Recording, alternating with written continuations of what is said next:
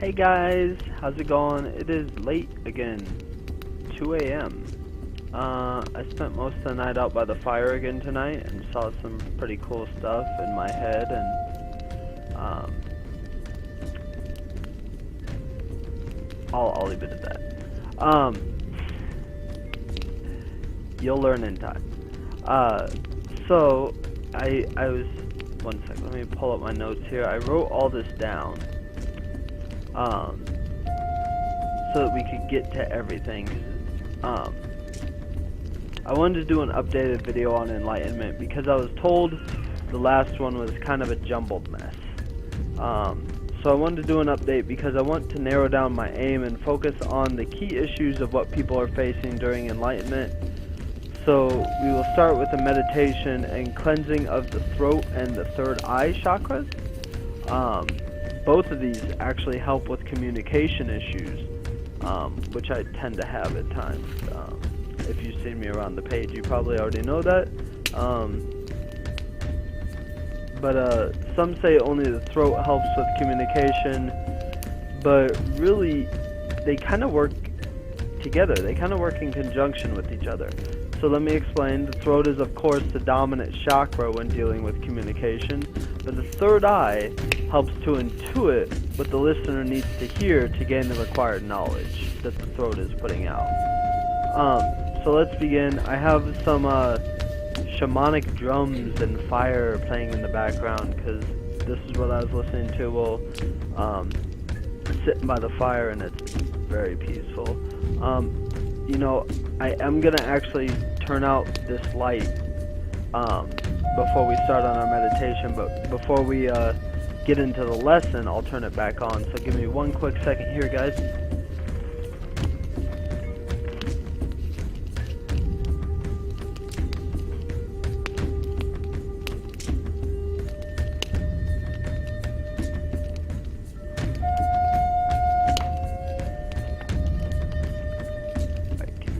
See me? I think we're good. Awesome. Got my little selenite here. I'm going to also be using my amethyst, which I just charged tonight, so yay. Okay, so let's begin. We're going to do a cleansing of the throat and the third eye. So, close your eyes. Take a couple deep breaths.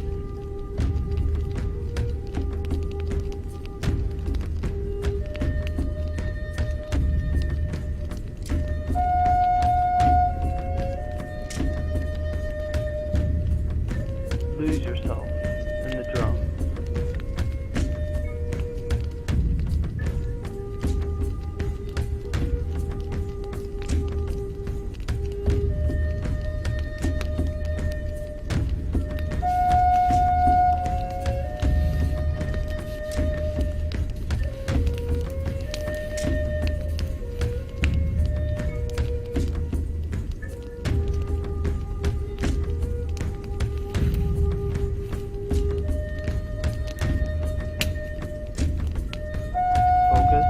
On your throat chakra.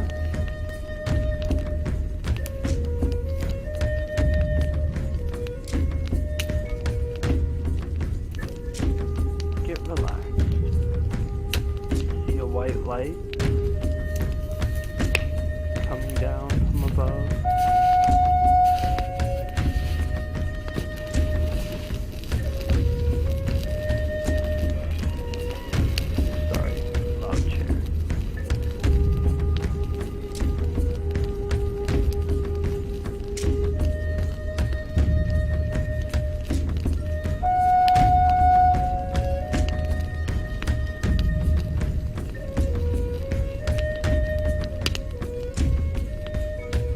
White light comes into your feet, relaxing each muscle as it travels.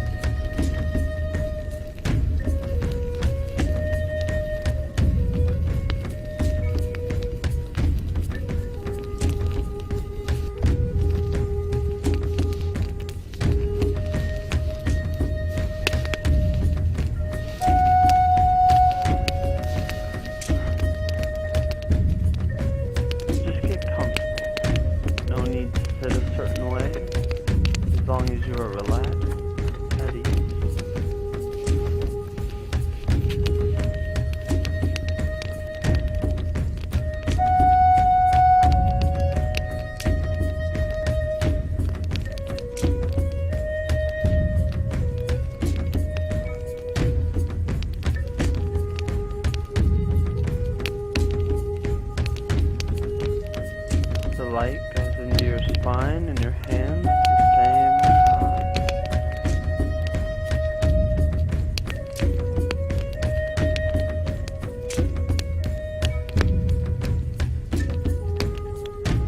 Relaxing each muscle it passes.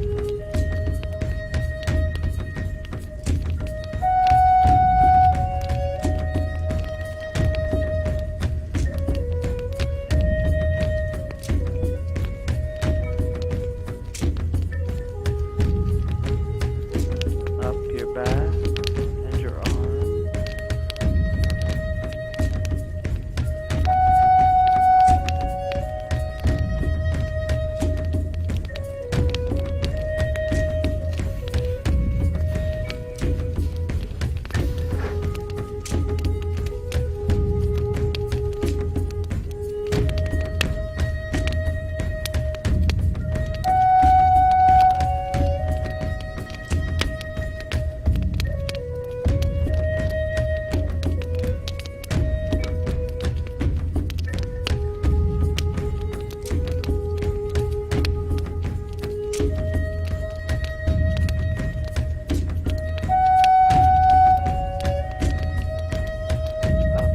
Of your skull,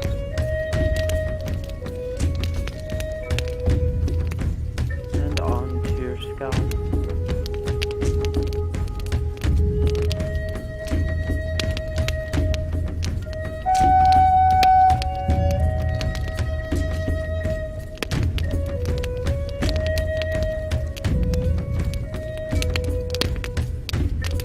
Now picture this white light traveling into your third eye.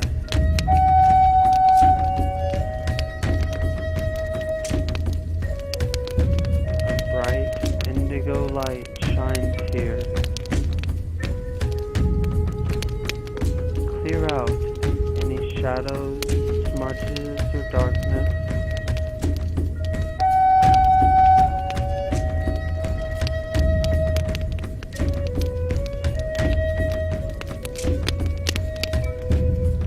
Know that this light, both the white and the purple, keep you safe.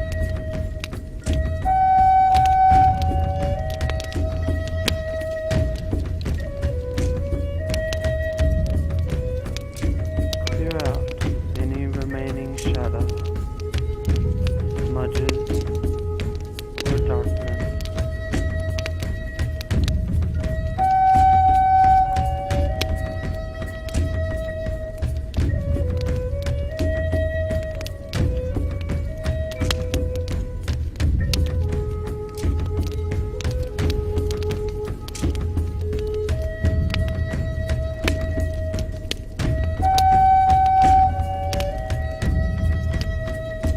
Now, picture this white light going down to your throat chakra.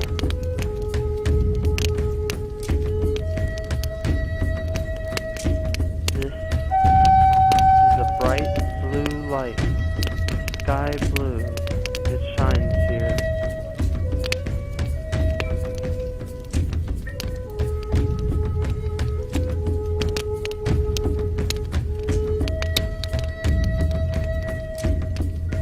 Clear out any remaining shadow,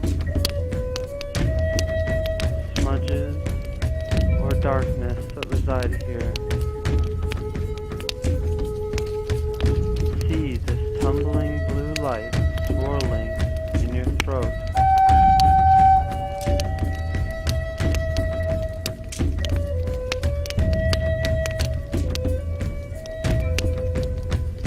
It brings clear communication and thought.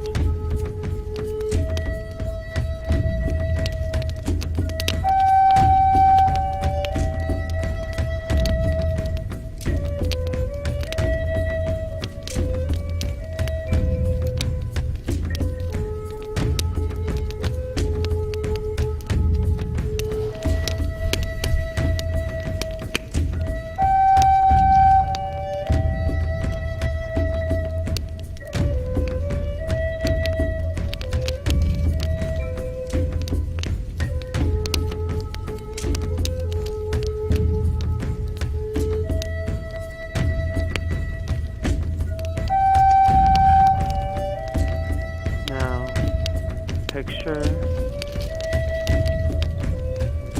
this white light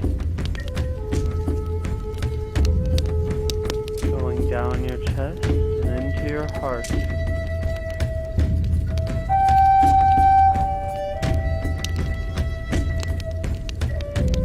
Feel the love here.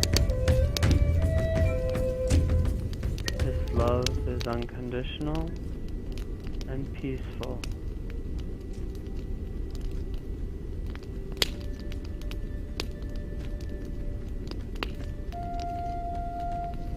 This is source love. Your heart may beat a little faster when you feel this love. That is perfectly normal. Do not fear it.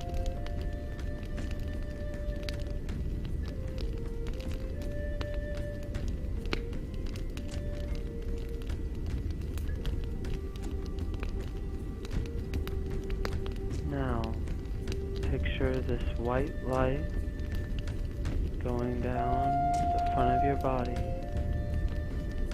continuing to relax every point it touches.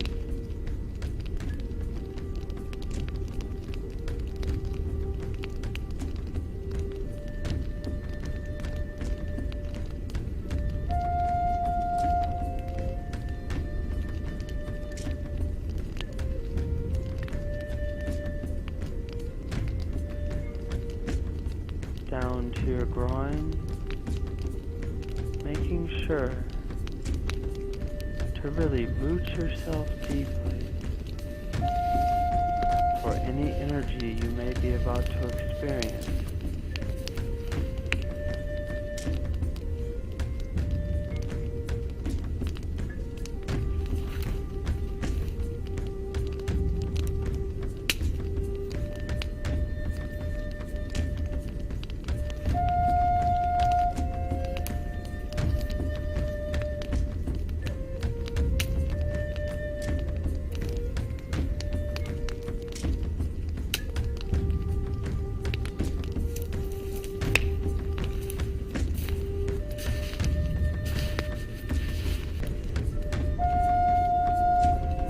Get in deep.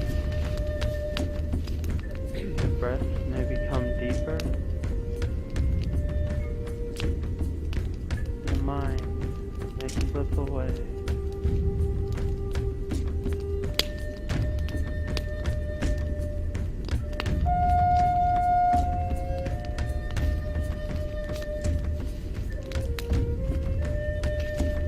Stay in that. Don't get out of it. We are going to begin very slowly.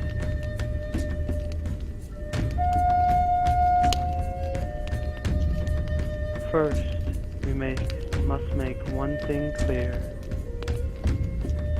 Throughout this lesson, I'll be using words such as awake, enlightened, different, special, and wise. However, I want to be clear that these are not terms I prefer to use. I do not prefer to use these terms because descriptives like these separate you from the oneness from the whole. If you figure there is a term like awake, then there must be its polar opposite, asleep. If you use a term like special, then you must also have dull. So these are terms that aim to put down others that aren't like you. But as different as we all may be, we are all still one.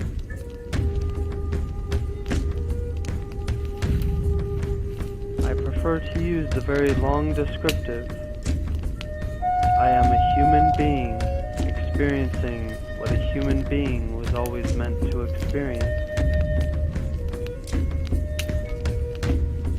I say this because you look at all those other terms and they impose limits on oneness. In the previous terms, it claims that you are only one with others who are also awake, or others who are also different, special, wise, or enlightened. But with this new, very long, very broad description, there are no limits to what the human being can experience, spiritual or otherwise.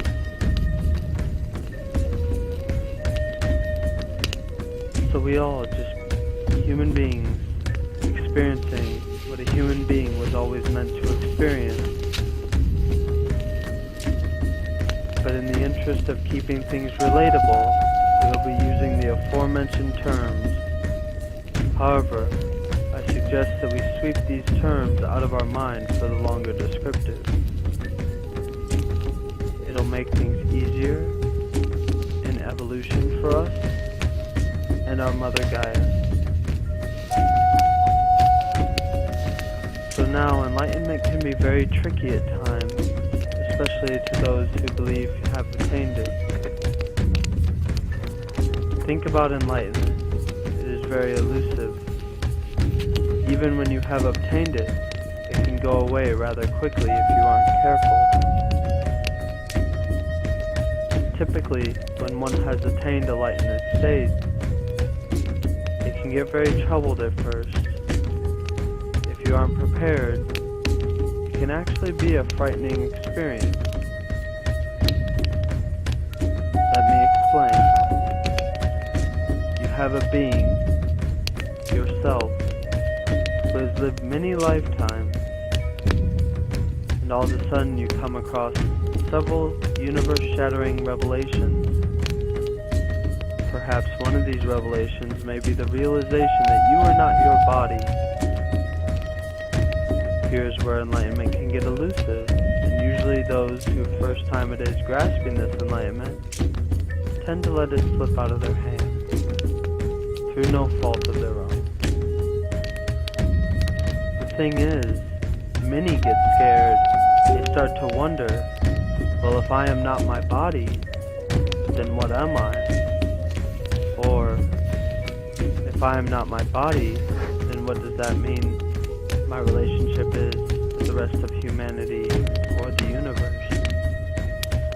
And those questions are pretty scary to a first-timer, because you have what was the known world, and it's no longer the known world. You are trying to hold on to that enlightenment, but your hands are becoming slippery with the sweat of fear. I want to emphasize that this is okay. No one holds on to enlightenment the first time. Much like in the Matrix, no one makes that first leap the first time. Moving on, when you have this instance of being in an area of thought, where the known world is no longer the known world, do your best to remain calm. You may still ask those pivotal questions, do not do so from a state of fear. When you feel this euphoric state from enlightenment, it is very easy to get sidetracked.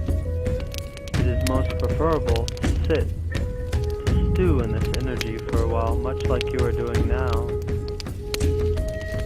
Simply focus on the breath. This is where many will find the most enjoyment of the experience. And often these questions have a certain resonance to them. The question alone can grant you access to the Akashic records, the astral library where all information that has ever been or will ever be is stored. The astral library for me is a very amber place. I see many reflections of amber-colored lights when I am accessing these stores of knowledge. If this may be your path, grant it love, respect, and compassion. Not everyone is granted access of it yet. But one day these velvet ropes will be taken down, and all will be granted access at will, and in an instant. ask yourself repeatedly, why do I believe what I believe? Why does it serve me well to believe this? Am I comfortable believing this, or does it bring me fear? Would another course or belief be more suitable? And absolutely don't be afraid to answer yourself. It may not necessarily be you answering your own questions in your head. Now, you'll have these questions, and you'll have answers. But those alone won't make you awake or enlightened. To be truly enlightened is to work your magic of oneness from outside the system on those who are still in the system. To be able to reach a hand through those lower frequency veils and pull them higher to us, much like our guides, Mother Gaia, Source, or Spirit did for us, who now claim enlightenment.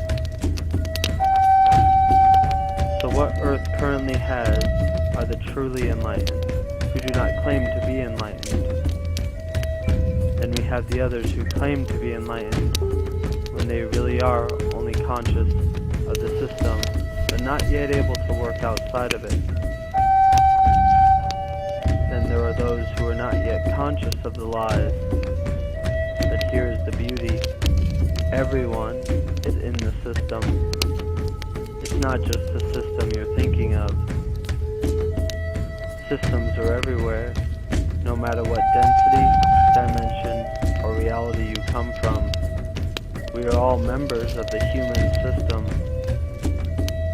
There are many human species throughout the universe, and we simply reside in the corner of our comparatively small galaxy, on our comparatively microscopic planet. It's about to explode with the love of Source and will affect the rest of the universe. We will diverge from the topic here because Ashnael is telling me this is important. Earth's reality is in a shift right now. A shift from a negative paradigm into a positive one. Many have felt this worldwide. What people don't know is if we didn't make the shift we are making right now, our negative systems of war and death would spread to other parts of the galaxy. It would have reached the Pleiades, Arcturus, Zeta Reticuli, Alpha Draconis, and many other star systems, vastly disrupting peace and prosperity throughout the galaxy. So we will end with this. Keep on your path to enlightenment. Do not claim to have attained enlightenment. Be at peace knowing full well there are a group of millions in number of 20 alien races in our skies right now helping us, guiding our minds to the thoughts which we can best be our own best guides. And ultimately, the words, thoughts, and acts of a few of us will enlighten the masses and finally lead us to peace and the dawn of a golden age of awakening and knowledge. Love, light, and blessings, sisters and brothers. Namaste.